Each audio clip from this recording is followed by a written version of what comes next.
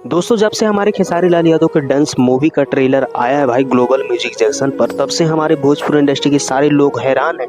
उनको मतलब विश्वास ही नहीं हो रहा कि खेसारी लाल यादव का यह ट्रेलर है। उनमें से एक है हमारी आम्रपाली दुबे जी, जो कि भोजपुरी इंडस्ट्री की काफ़ी अच्छी एक्ट्रेस हैं। उन्होंने कल लाइव आया और खेसारी लाल यादव को लेकर और उनकी मूवी को लेकर ज़बरदस्त तारीफ की।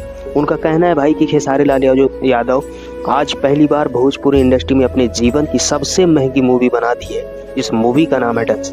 और सबसे मजे की बात तो ये है दोस्तों कि खेसारी लाल यादव का ये ट्रेलर भोजपुरी इंडस्ट्री के ग्लोबल म्यूजिक चैनल पे आते ही भाई ट्रेंडिंग नंबर तक चला गया। तो बाकी दोस्तों आम्रपाली दुबे को आप लोग क्या कहना चाहेंगे? ये मूवी कहीं ना कहीं भोजपुरी इंडस्ट्री में भी होकर साउथ मूवी के पुष्पा 2 को टक्कर देने लायक कहा जा सकता है, क्योंकि इसमें खेसारी लाल यादव को आप लोग लुक देख सकते हैं, बहुत ही खतरनाक है और अलग लेवल की फिल्म है दोस्तों।